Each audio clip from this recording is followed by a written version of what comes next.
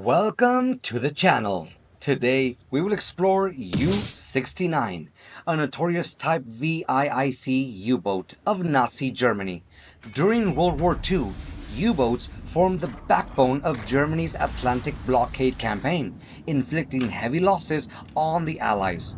U-69, a prime example, played a significant role in those damages. U-69, a haunting symbol of the Atlantic during World War II, began its journey from detailed blueprints to the battlefield in the late 1930s and early 1940s as part of the large-scale submarine development program of the Kriegsmarine, Nazi Germany's Navy. U-69 belonged to the Type VIIC class, the most common and effective submarine class Germany ever built. The transformation of U-69 began on November 11, 1939, when its keel was laid at the Germania Werft shipyard in Kiel, now Germany, with the construction number 603. The shipbuild work proceeded quickly amidst the escalating war. After nearly a year, on September 19, 1940, U-69 was launched, an event that attracted the attention of the German military and public. The launching ceremony was not just a ritual, but also an occasion to demonstrate the industrial and military strength of Nazi Germany. Just a few weeks later, on November 2, 1940, U-69 was officially commissioned into the German Navy, under the command of Captain Jost Metzler. This event marked the completion of the construction process, transforming U-69 from a paper design into a formidable war machine. From here, U-69 began its days of patrolling the Atlantic, spreading terror among Allied convoys. U-69, a Type VIIC attack submarine, was one of the quintessential designs of the Nazi German U-boat force in World War II, optimized for Atlantic patrol missions with a combination of performance, range, and mass production capability. The submarine had a submerged displacement of 769 tons, standard, and 871 tons, fully loaded. While on the surface, its displacement was reduced to 508 tons, standard, thanks to a ballast tank system that adjusted its depth and stability.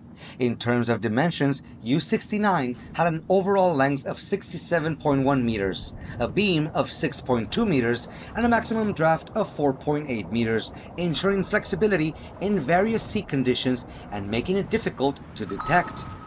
U-69's propulsion system used an advanced dual diesel electric configuration.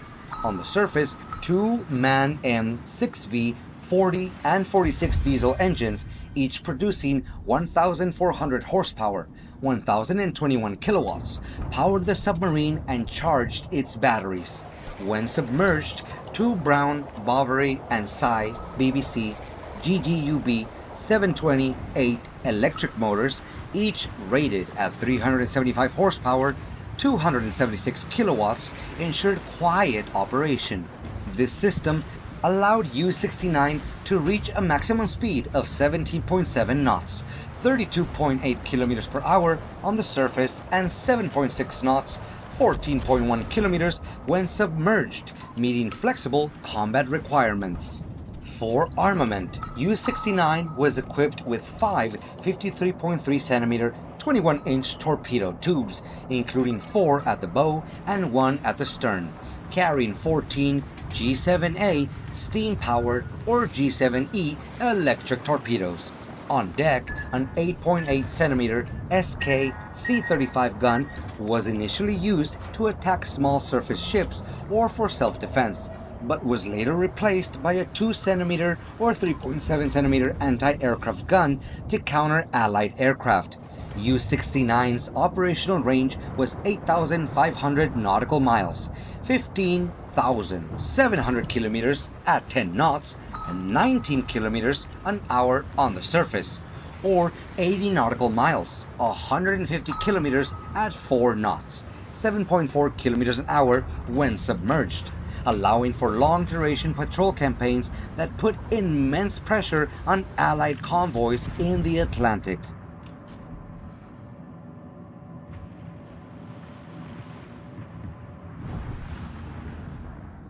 U-69 began its fierce combat journey in 1940 under the command of Captain Jost Metzler. The submarine participated in 11 patrols, mainly in the Atlantic, aiming to cut off the Allied supply lines. From November 1940 to February 1943, U-69 established a respectable record, with 12 ships sunk, totaling more than 70,000 tons. The bold tactics and quick judgment of Captain Metzler contributed significantly to the submarine's success. One of U-69's most notable achievements was participating in the attack that sank the tanker British Reliance in April 1941. The attack caused a massive explosion, severely disrupting the fuel supply for the Allies. However, its luck did not last forever. On February 17, 1943, during a patrol in the North Atlantic, U-69 was detected by the British destroyer HMS Fame. An intense chase ensued, and eventually, U-69 was sunk by depth charges. All 46 crew members were killed. This event marked a tragic chapter in the history of U-69, ending its turbulent journey in the Atlantic. Today, the wreck of U-69 rests at the bottom of the Atlantic Ocean, located approximately 50 degrees 36 north, 41 degrees 7 west, east of Newfoundland. It has become a part of naval history, a mass grave for the 46 crew members who were lost on February 17, 1943. Although no official salvage plans have been announced, U-69 remains an object of interest for researchers. Sonar images and reports from amateur divers indicate that the submarine is slowly being corroded by time and the harsh marine environment. However, the wreck is still relatively intact, and studying it could provide deep insights into the technology and living conditions on a U-boat during World War II. Organizations like the Woods Hole Oceanographic Institution, WHOI, have used data from other U-boat wrecks to study metal corrosion in deep-sea environments, contributing to the preservation of naval heritage and the development of more durable materials for modern marine vessels.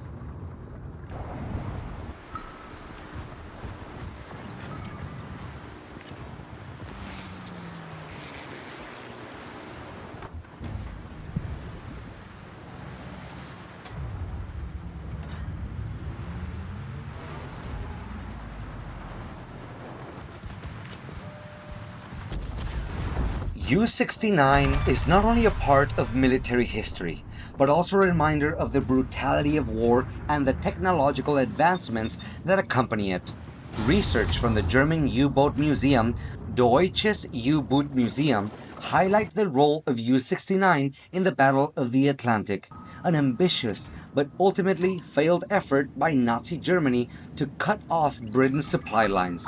Today, the wreck of U-69 lies at the bottom of the Atlantic, continuing to be an object of study for oceanographers and historians. Projects using modern sonar technology are underway to accurately map the wreck, collect data on the surrounding marine environment, and research for artifacts that could reveal more information about the life and fate of the crew.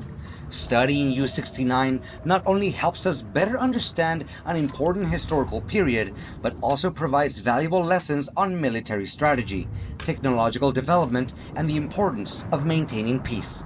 U-69, once a fearsome war machine, has now become a historical relic, a warning about the consequences of war, and a source of inspiration for scientific research.